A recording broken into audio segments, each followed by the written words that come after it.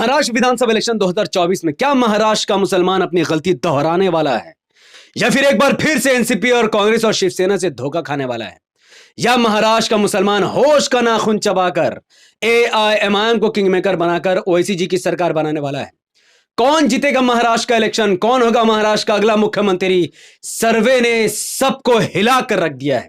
इस वीडियो में महाराष्ट्र के मुसलमानों के लिए बड़ी खुशखबरी है, तो वीडियो को अंत तक देखिएगा। उससे पहले अस्सलाम वालेकुम रहमतुल्लाहि व बरकातहू। अल्लाह के नाम से शुरू, जो बड़ा मेहरबान और निहायत रहम करने वाला है। मैं हूं मोहम्मद हफीज अंसारी और आप देख रहे हैं the political. Maharashtra Vidhan Sabha election 2024 के डेट सामने आ चुके हैं। 20 नवंबर 2024 को महाराष्ट्र के 288 विधानसभा के सीटों पर एक ही चरण में मतदान हो गया और 3 दिन बाद 23 नवंबर 2024 को इसका रिजल्ट सामने आएगा। महाराष्ट्र में कुल 288 विधानसभा की सीटें हैं। जो भी पार्टी एनडीए या फिर जो भी गठबंधन इंडिया महाविकास अघाड़ी 145 विधानसभा की सीटें जीतेंगी, महाराष्ट्र में उसी की सरकार बनेगी और उसी का सीएम बनेगा। पूरे महाराष्ट्र में मुसलमानों की आबादी 11.54%, लगभग 1.5 करोड़ है और कुल 288 विधानसभा की सीटों में से 38 विधानसभा की सीटें ऐसी है जहां पर मुसलमान किसी भी पार्टी को, किसी भी गठबंधन को एक तरफा वोट करे तो वो 38 विधानसभा की सीटें जीत सकती है। लेकिन आज तक कभी महाराष्ट्र में 38 विधायक नहीं जीते। लेकिन मुसलमानों को हर बार धोखा ही मिला है। इस धोखे की शुरुआत महाराष्ट्र विधानसभा इलेक्शन 2019 से होती है। जब महाराष्ट्र के 2019 विधानसभा चुनाव के परिणाम आते हैं, तब जिस शिवसेना और बीजेपी को रोकने के लिए मुसलमान कांग्रेस और एनसीपी को वोट कर रहा था, वही कांग्रेस और एनसीपी रिजल्ट आने के बाद मुसलमानों को बहुत बड़ा धोखा देती है। 2019 के नतीजों पर अगर आप ध्यान दोगे तो बीजेपी 105 सीटें जीतती है, शिवसेना 56 सीटें जीतती है, 44 कांग्रेस, 54 एनसीपी, 13 निर्दलीय, 16 अन्य और 2 सीटें एमआईएम जीतती है। सीधे से तो शिवसेना और बीजेपी की ही सरकार बन रही थी, क्योंकि दोनों बाबरी मस्जिद तोड़ने का श्रेय ले रहे थे। लेकिन अंदर के मुठभेड़, कुछ आपसी उलझन की वजह से शिवसेना बीजेपी को छोड़ने की तैयारी कर रही थी। तभी खबर आती है कि मुसलमानों का वोट से 54 सीट जीतने वाली एनसीपी पार्टी के नेता अजीत पवार रातों रात बीजेपी नेता देवेंद्र फडणवीस के साथ मिलकर सरकार बनाने की योजना बनाते हैं, गवर्नर से मिलकर लेटर देते हैं और अपने 44 विधायकों का समर्थन का ऐलान करते हैं, जिससे एनसीपी और बीजेपी मिलकर सरकार खड़ी कर देती है। लेकिन अगले ही दिन यह सरकार गिर जाती है और मुसलमानों को दूसरा धोखा फिर कांग्रेस देती है। 28 नवंबर 2019 को जिस कांग्रेस ने और जिस एनसीपी ने शिवसेना और बीजेपी को हराने के लिए मुसलमानों का वोट लिया था, उस एनसीपी और कांग्रेस ने अपना समर्थन उसी शिवसेना को दिया जिसने बाबरी मस्जिद तोड़ने का श्रेय लिया। और आखिरकार 28 नवंबर 2019 को उद्धव ठाकरे कांग्रेस और एनसीपी के समर्थन से सरकार बनाते हैं और वो खुद सीएम बनते हैं। यानी महाराष्ट्र के मुसलमानों को एक बहुत बड़ा धोखा मिलता है। जिस शिवसेना को हराने के लिए वो बेचारा एनसीपी कांग्रेस को वोट कर रहा था, वही कांग्रेस और एनसीपी शिवसेना की सरकार बनवा देता है। फिर यह सरकार 2.5 साल से ज्यादा नहीं चलती है। 2.5 साल बाद शिवसेना के साथ भी गद्दारी हो जाती है। एकनाथ शिंदे, जो कि शिवसेना के वरिष्ठ नेता थे, वो शिवसेना से 39 विधायक को तोड़ देते हैं और बीजेपी के साथ मिला लेते हैं। और फिर 29 जून 2022 में उद्धव ठाकरे को रिजाइन करना पड़ता है और भारतीय जनता पार्टी और शिवसेना की सरकार बनती है।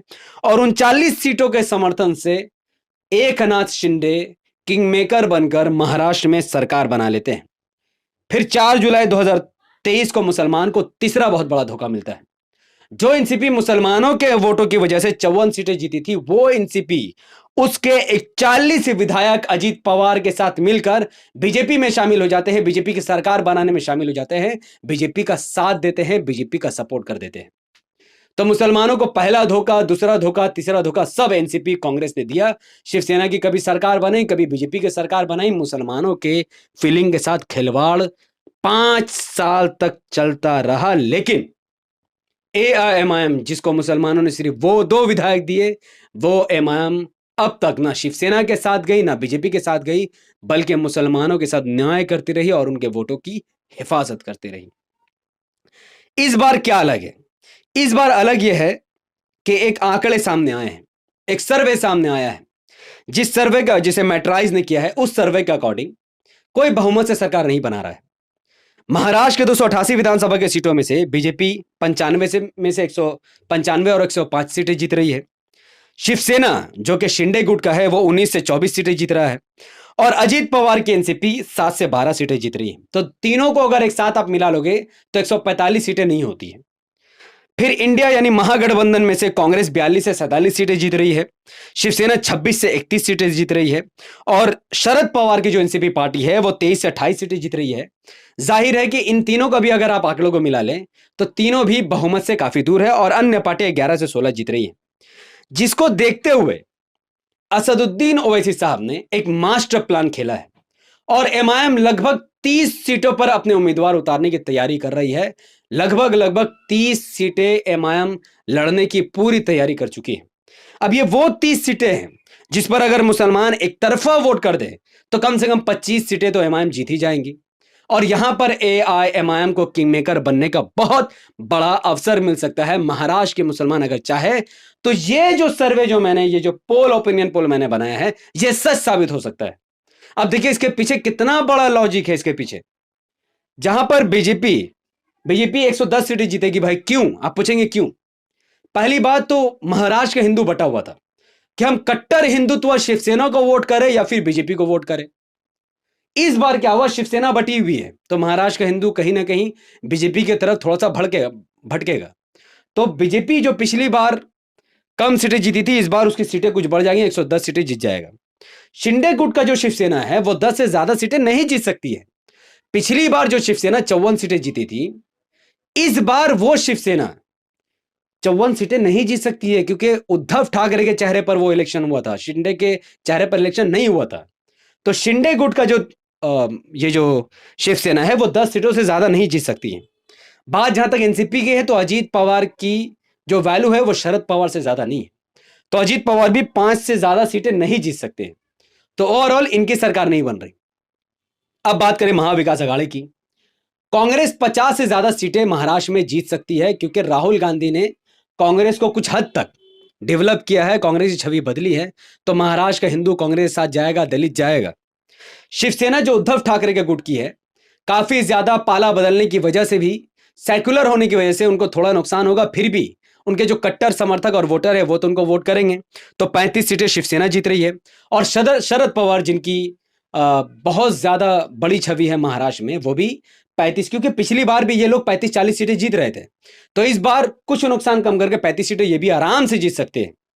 और एआईएमआईएम चूंकि 30 विधानसभा की सीटों पर चुनाव लड़ रही है, अगर मुसलमान एक तरफा वोट करे, और क्यों नहीं करेगा, मुसलमान को तो धोखा पड़ ही चुका है और वहां पर काफी हवा भी बढ़ा हुआ है, लाखों की तादाद पर मुसलमान सड़कों पर भी उतरे थे, तो इमाम के साथ तो मुसलमान खड़ा है। तो इमाम यहां पर 25 सीटें जीत रही है। तो अब देखो, ना ही बहुमत से एनडीए सरकार बना रही है, ना ही बहुमत से महाविकास अघाड़ी सरकार बना रही है।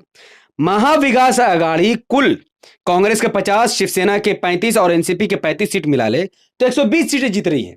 इनको सरकार बनाने के लिए एग्जैक्टली 25 सीटों की जरूरत पड़ेगी। और वो 25 सीटें कहां से आएंगी? क्या भारतीय जनता पार्टी से समर्थन लेगा? नहीं। किससे लेगा भाई?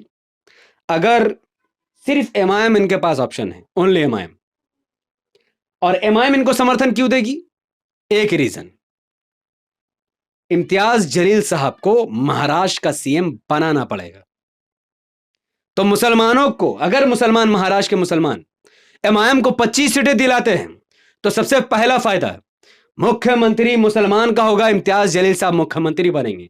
दूसरा फायदा, आपको हिस्सेदारी मिलेगी। तीसरा फायदा, आपको स्कूल, कॉलेज, हॉस्पिटल मिलेगा, डेवलपमेंट का काम मिलेगा और महाराष्ट्र में फिर कभी मुसलमानों के साथ अन्याय नहीं होगा। और जो मुसलमान अब भी इस बारे में कंफ्यूज है कि क्या हमें महाविकास अघाड़ी के साथ जाना चाहिए, तो देख लो, शिवसेना ने अब तक जितनी लिस्ट जारी की है एक भी मुसलमान को टिकट नहीं दिया है, जबकि महाविकास अघाड़ी 38 मुसलमान को टिकट देने की जगह सिर्फ 18 मुस्लिम उम्मीदवार उतारने की तैयारी कर रही है। यानी चाहे शिवसेना हो या फिर एनसीपी हो या फिर कांग्रेस हो, राहुल गांधी हो या शरद पवार हो या फिर उद्धव ठाकरे, मुस्लिम लीडरशिप को बढ़ते हुए नहीं देखना चाहते। वह गिरे हुए मुसलमानों का वोट लेना चाहते हैं पर मुसलमानों को हाथ पकड़कर उठाना नहीं चाहते। यही वजह है कि वह मुसलमानों को टिकट ही नहीं दे रहा है। एआईएमआईएम ने ऑलरेडी गठबंधन करने का प्रस्ताव दिया, शिवसेना महाविकास अघाड़ी को, एनसीपी को और कांग्रेस को। लेकिन वे लोग एआईएमआईएम को महाराष्ट्र में बढ़ते हुए नहीं देखना चाहते हैं। गुस्ताख रसूल को सजा दिलाने वाली पार्टी को आगे बढ़ते हुए नहीं देखना चाहते हैं। तो अब फैसला आपके हाथ में है। ये जो पोल आपके सामने है, क्या आप इसे सच करना चाहते हैं? क्योंकि जो मैट्रिक्स का सर्वे आया वो ऐसा ही है। फर्क इतना है कि अगर मुसलमान एनसीपी कांग्रेस को छोड़ देता है और एमआईएम को एक तरफा वोट करता है तो 25 सीटें एआईएमआईएम जीत सकती है, और इससे ज्यादा भी 30 में से 25 सीटें आराम से जीत सकती है। और मुसलमान क्यों ना वोट करे? क्योंकि अगर मुसलमान एनसीपी को वोट करेगा तो कोई भरोसा नहीं वो बीजेपी में चल जाएगा। मुसलमान अगर कांग्रेस में वोट करेगा कोई भरोसा नहीं वो भी बीजेपी में चल जाएगा। आराम से इस इलेक्शन के बाद भी एमएलए बिकेंगे, ये लिख कर रख लो। सिर्फ एमआईएम ऐसी पार्टी है जिनके एमएलए एमआईएम के साथ रहेंगे, बीजेपी के साथ बिल्कुल भी नहीं जाएंगे। और बाकी फैसला आपको। तो अगर आप इस वीडियो को सही से शेयर कर दोगे, महाराष्ट्र के कोने कोने तक पहुंचाओगे, स्पेशली मुसलमानों तक पहुंचा दोगे, तो ये ख्वाब हकीकत में बदल जाएगा और एआईएमआईएम किंग मेकर बनेगी, एमआईएम की सरकार बनेगी। और इम्तियाज जलील साहब महाराष्ट्र के, अरे 2 साल के लिए ही सही सीएम, अरे 1 साल के लिए सही, इम्तियाज जलील साहब महाराष्ट्र के सीएम बन सकते हैं। तो अगर मुसलमानों को अपना सीएम देखना है तो एमआईएम को वोट करो, डेवलपमेंट के लिए एमआईएम को वोट करो, अपनी लीडरशिप को मजबूत करने के लिए एमआईएम को वोट करो। और अगर दर्री बिछाना है, दलाली करना है और बीजेपी से अगर तुम्हारी फटी हुई है तो मुकाबला करने की जगह अगर तुम्हें डरना है तो फिर जाओ अपना वोट एनसीपी को दो, कांग्रेस को दो, आई डोंट केयर। लेकिन जो ईमान वाले हैं, जो मुसलमान हैं, जो नीडर हैं, वो एआईएमआईएम के साथ खड़े हैं, थे और हमेशा रहेंगे। तो इस वीडियो को वाइडली शेयर कीजिए। आप सब जितना ज्यादा इस वीडियो को लाइक करेंगे, शेयर करेंगे, कमेंट करेंगे, चैनल को सब्सक्राइब करेंगे, ये वीडियो उतना ज्यादा लोगों तक पहुंच जाएगी यूट्यूब के एल्गोरिथम की वजह से। अगर आप फेसबुक पर देख रहे हैं तो लाइक फॉलो करके इस वीडियो को 5 फेसबुक बड़े ग्रुप पे शेयर कीजिए। जितना आप कमेंट करोगे उतना ज्यादा ये वीडियो वायरल होगा, तो कमेंट कीजिए। मिलते हैं अगले वीडियो में, जो कि एक बार फिर से एमआईएम जहां जहां अपने प्रत्याशी उतार रही है, पूरा विश्लेषण इंशाल्लाह आपके सामने आसान तरीके से रखने की कोशिश करूंगा। बहुत बहुत शुक्रिया। अस्सलाम वालेकुम व बरकात। दुआ की गुजारिश, अल्लाह के सलाम रहमत बरकात अब तमाम भाई और बहनों पर हो। मे अल्लाह भी पीस अपॉन अस।